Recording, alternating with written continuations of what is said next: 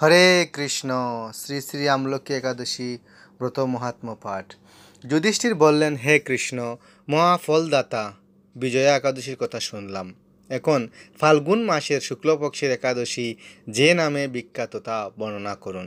শ্রীকৃষ্ণ বললেন, হে মহাভাগ যুধিষ্ঠির, মান্ধাতার প্রশ্নের উত্তরে মহাত্মা বশিষ্ঠ এই একাদশীর মহিমা কীর্তন করেছিলেন। আপনার কাছে এখন সেই কথা বলছি। এই একাদশীর নাম আমলকি। বিষ্ণুলোক প্রদানকারী রূপে এই একাদশী বিশেষভাবে মহিমান্বিত। একাদশীর দিন আমলকি বৃক্ষের তলে রাত্রি জাগরণ করলে সহস্র গাবিদানের ফল লাভ হয়। হে পাণ্ডুনন্দন, পূর্বে ব্রহ্মা রাত্রিতে দৈনন্দিন প্রলয় উপস্থিত হলে স্থাবর জঙ্গমস দেবতা, অসুর ও রাক্ষস সব কিছুর বিনাশ হয়। তখন ভগবান সেই কারণ সমুদ্রে অবস্থান করেন। তার মুখপদ্ম থেকে চন্দ্রবর্ণের এক বিন্দু জল ভূমিতে পড়ে। সেই জলবিন্দু থেকে একটি বিশাল আমলক্ষী বৃক্ষ উৎপন্ন হয়। এই বৃক্ষের স্মরণমাত্র গৌদানের ফল দর্শনে তার দ্বিগুণ এবং ফল ভক্ষণে 3 গুণ ফল লাভ হয়। এই বৃক্ষে ব্রহ্মা, বিষ্ণু ও মহেশ্বর সর্বদা অবস্থান করেন। এর প্রতিটি শাখা প্রশাখা ও পাতায় ঋষি, দেবতা ও প্রজাপতিগণ বাস করেন। এই বৃক্ষকে সমস্ত বৃক্ষের আদি বলা হয় এবং তা পরম বৈষ্ণব রূপে বিখ্যাত।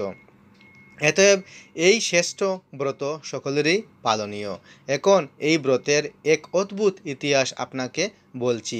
প্রাচীনকালে বৈদিশ নামে এক প্রসিদ্ধ নগর ছিল। ওখানকার রাজা ছিলেন চৈত্যরথ। চন্দ্রবংশীয় বিন্দুক রাজার পুত্ররূপে তিনি জন্মগ্রহণ করেছিলেন। তিনি খুব শক্তিমান ও রাজ ঐশ্বর্যশালী ছিলেন। শাস্ত্রজ্ঞানেও ছিলেন নিপুণ। তার রাজ্যে দিব্য আনন্দ পূর্ণ মনোরম পরিবেশ ছিল। প্রজারা ছিলেন বিষ্ণুভক্তি পরায়ণ। সকলেই একাদশী ব্রত পালন করতেন।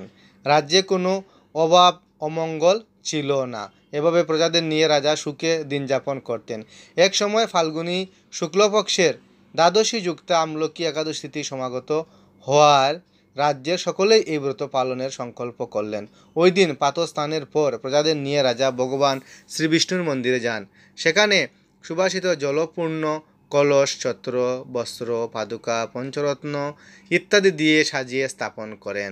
তারপর ধূপ দীপ দিয়ে যত্ন সহকারে মুনি ঋষিদের দ্বারা শ্রী পরশুরাম মূর্তি সম্মানিত আমলকির পূজা করেন। হে পরশুরাম, হে রেণুকার সুখবর্ধক, হে দাত্রী, হে পাপবিনাশিনী আমলকি, তোমাকে প্রণাম। আমার অর্ঘ্যজল গ্রহণ করো। এইভাবে দিনে যথাবিধি পূজা স্তুতি নীতিগীত করে রাজা ভক্তি ভরে সেই বিষ্ণু মন্দির রাত্রি জাগরণ করতে লাগলেন। এমন সময় দৈব যুগে এক বাদ্য সেখানে উপস্থিত হয়। পূজার সামগ্রী সহ বহু ব্যক্তিকে একত্রে রাত্রি জাগরণ করতে দেখে সে কৌতূহলক্রান্ত হলো। সে ভাবল, এসব কি ব্যাপার? বিষ্ণু মন্দিরে প্রবেশ করে সে বসে পড়ল। কলসের উপর স্থাপিত বিষ্ণুমূর্তি দর্শন করল।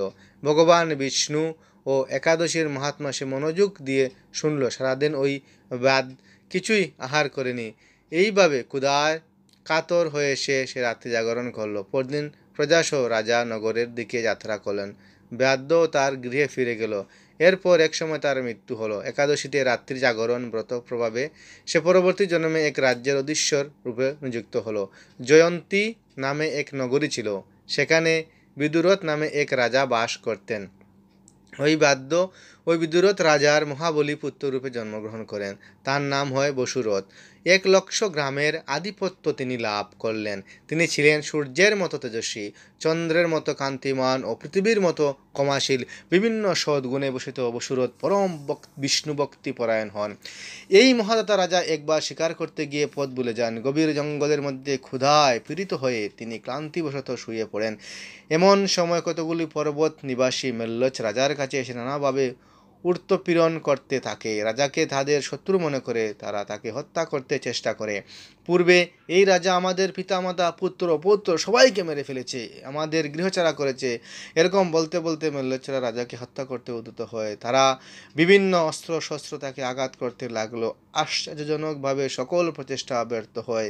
রাজার কোনো ক্ষতি তারা করতে পারল না। তখন রাজার শরীর থেকে নানা অলঙ্কারে বিভূষিতা এক পরমা সুন্দরী স্ত্রী মূর্তি আবির্ভূতা হন। মহাশক্তিধারিণী এই নারী অল্প সময়ের মধ্যে সকল পাপী মল্লজকে নিধন করল। রাজার নিদ্রাভঙ্গ হল। ভয়ানক হত্যাকাণ্ড দেখে তিনি অত্যন্ত বিমর্ষিত হলেন। তিনি বললেন, আহা, আমার শত্রুদের হত্যা করে কে আমার প্রাণ রক্ষা করলো? এমন কৃপালু কে আছে, আমি তার প্রতি কৃতজ্ঞতা প্রকাশ করি। এমন সময় দৈববাণী হলো, ভগবান কেশব ব্যতীত শরণাগতকে রক্ষা করার কে আছে? তিনি শরণাগত পালক। এই শুনে ভক্তিযুক্ত চিত্তে গৃহে ফিরে এলেন। প্রজাসহ মহাসুখী ইন্দ্রের মতো নিষ্কণ্ঠ রাজ্য ভোগ করতে লাগলেন। বশিষ্ঠ বলেন, হে রাজন, যে মানুষ এই পরম উত্তম আমলকি একাদশী ব্রত পালন করেন তিনি নিঃসন্দেহে বিষ্ণুলোক প্রাপ্তি হন। হরে কৃষ্ণ জপ করুন, সুখী হন। হরি বল। হরে কৃষ্ণ।